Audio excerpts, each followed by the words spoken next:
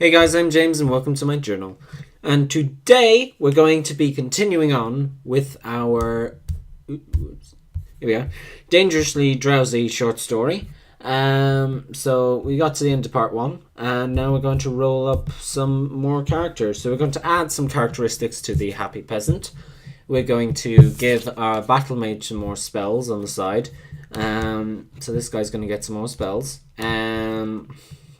Then we're going to roll up two completely new characters as well. So we have a lot to do. So let's get on with it. So, character 1, the happy peasant, we're going to be adding stats. So, 17, cruel. Okay, the happy peasant is cruel.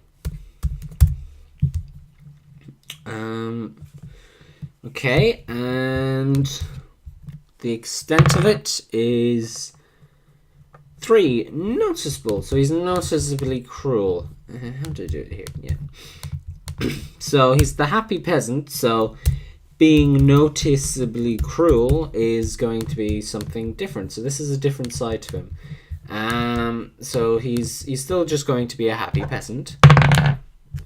But yeah. So 5, creative. So he is creative. Do I have that here already? No, I don't. Okay, so how creative is he? He's... that's not the extremity table. He is extremely creative. I rolled an 8 for that, so he's extremely creative.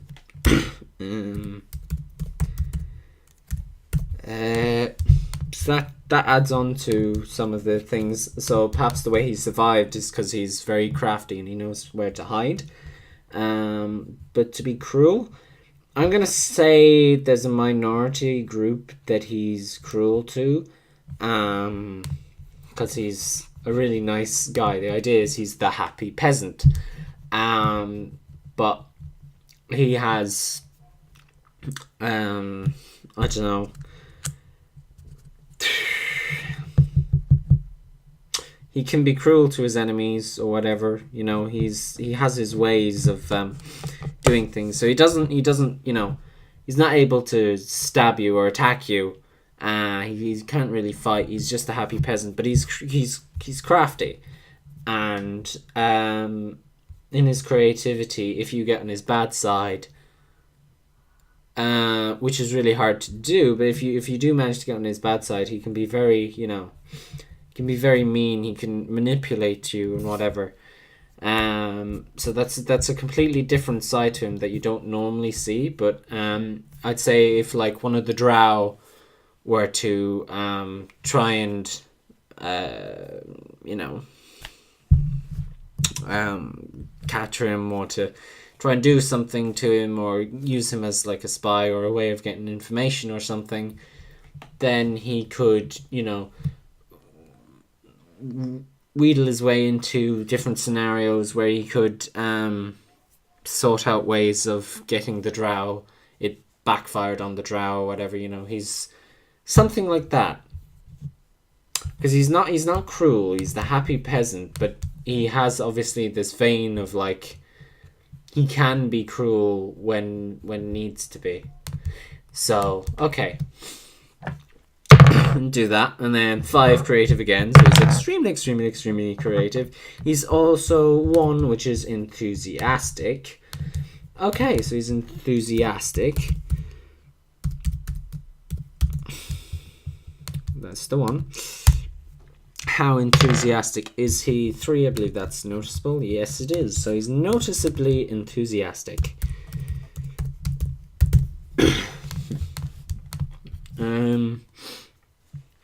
So perhaps him and the battle mage Firebrand figure out this way of getting, because he's creative, and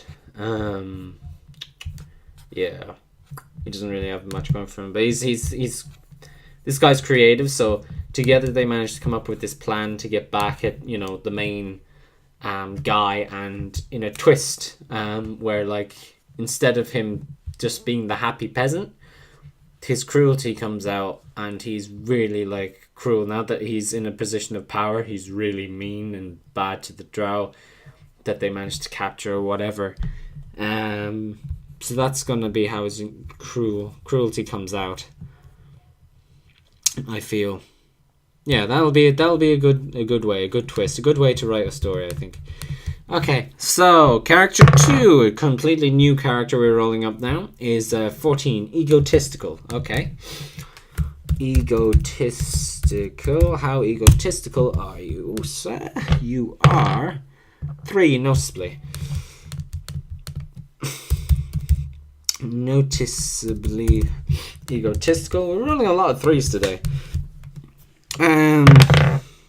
18, paranoid. Wow. Okay. So what's this guy paranoid of? First of all, how extreme is he? 6. So I think that's very noticeable, is it? Yeah, very noticeable. So he's very noticeably paranoid.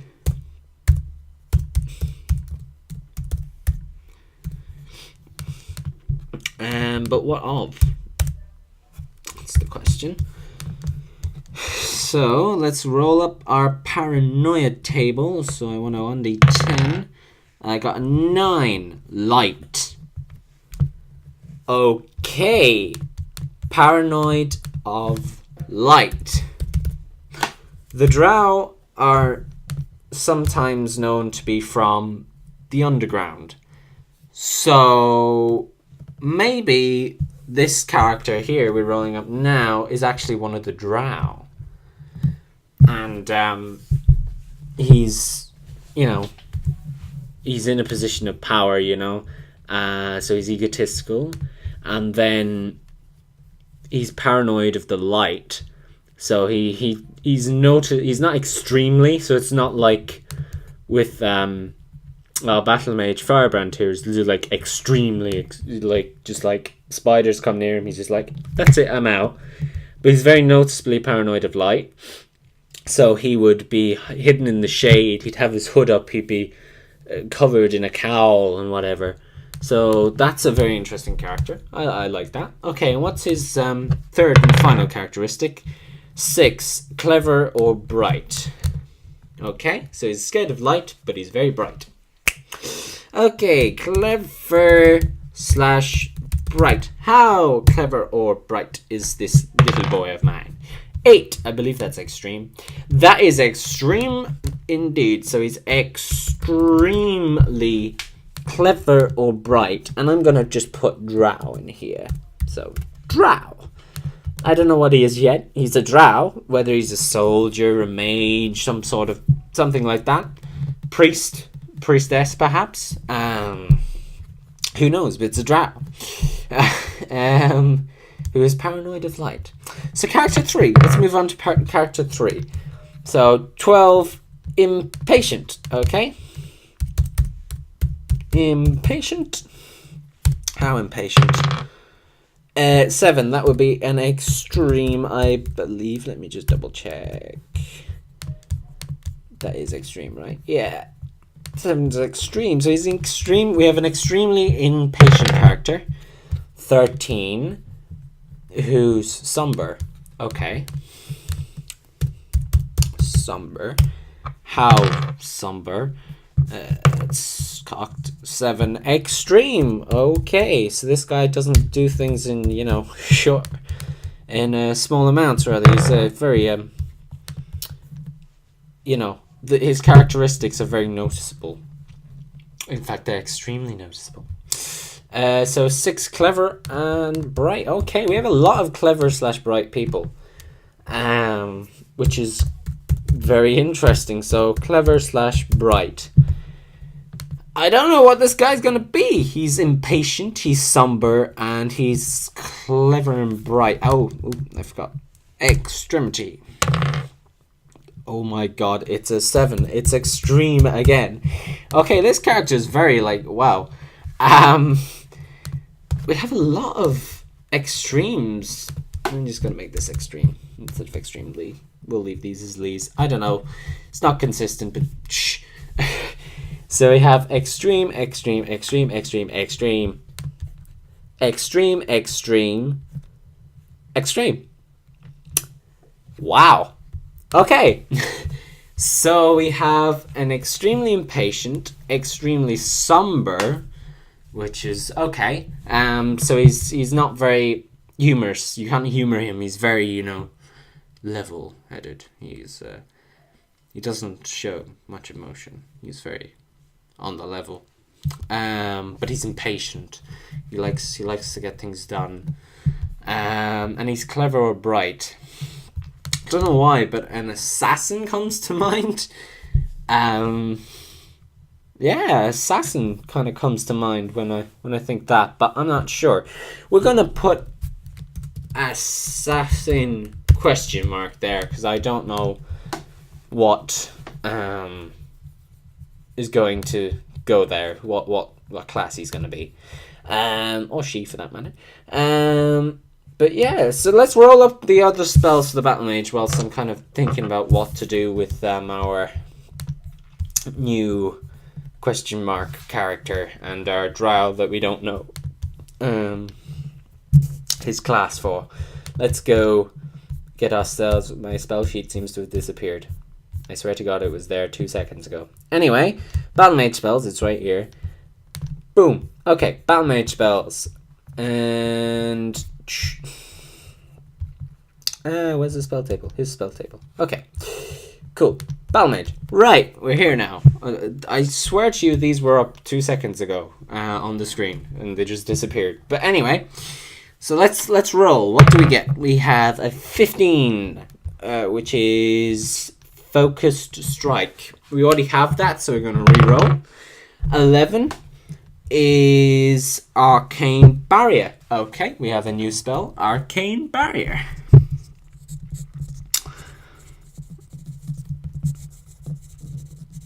So our Battle Mage now has Arcane Barrier. Let's just remind ourselves what Arcane Barrier is. That's not it. Where's Arcane Barrier? It's up here? Yeah, here. Arcane Barrier is effectively a counter spell / repulsion spell. It prevents the Battle Mage from taking damage from any magical source. Shit. I didn't mean to do that. Wait, line up. Thank you. Okay, there we go. I think it's fair to say that most warriors of renown own a magical weapon of some description. Well, now it's useless. By forcing an opponent to switch to non-magical weapons or bare-knuckle fighting, any decent battle mage ought to prove a real challenge to even the most seasoned veterans of war. So we have ourselves here our Arcane Barrier spell. So now our dude can be very defensive as well. So the Arcane Barrier spell it was actually the shield spell that the Drow Priestess was using. Can be cast Mage Armor rather. So shield is the non. Okay, this is the self one. Mage Armor is an upgrade version of the shield spell, but for the caster, this spell cannot be cast on other targets. Mage Armor may has the damage taken from all incoming attacks. Mage Armor also has an added bonus whenever the caster is successfully hit. If the caster rolls a d20, if the result is 20 or more due to bonuses, then the character takes no damage from that attack. So that was the spell I was the Drow Priestess was using. It's not a priest spell, but I don't have the priestess and priest spells ready, so I just used the Battle Mage spell, Mage Armor.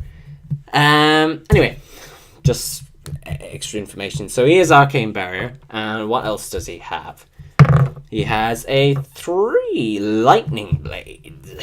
Okay, that's interesting. So he has Lightning Blades as well as Phantom Blades. So, Lightning Blades.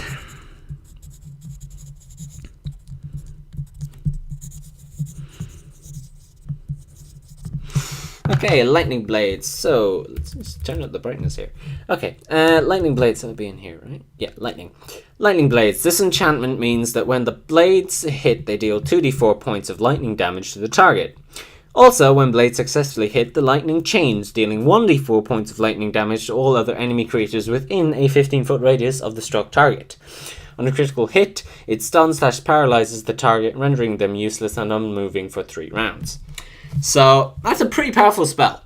But the fact that it chains to nearby enemies, I think, is a really cool thing and will be really helpful in the narrative that I have planned. So, that's cool.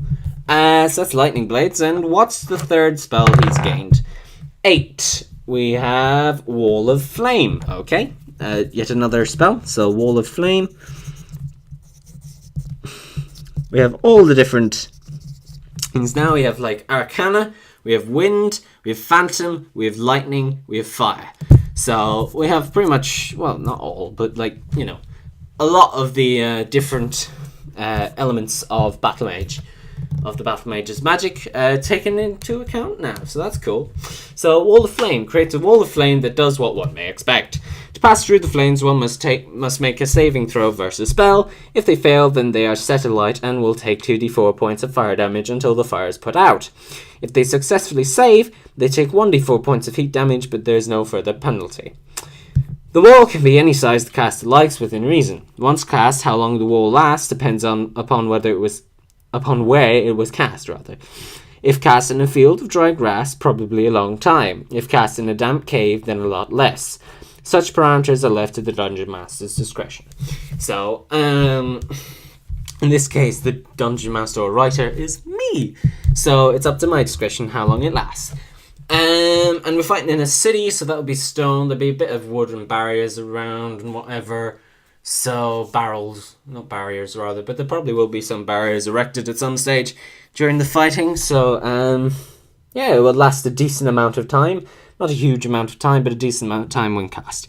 So he now has a way of Wall of Flame and Arcane Barrier to use as a way of defending himself. So that's pretty cool. So our Firebrand, Wall of Flame, now has a lot more abilities, and I think that's really cool. And we have developed our other characters further and created 2 new ones. I'm still not entirely sure what this is. We'll see when I get round to doing the reading. So for now, that's it. If you guys did enjoy, please do like, comment, and subscribe. And yeah, I'll see you guys during the reading. Bye.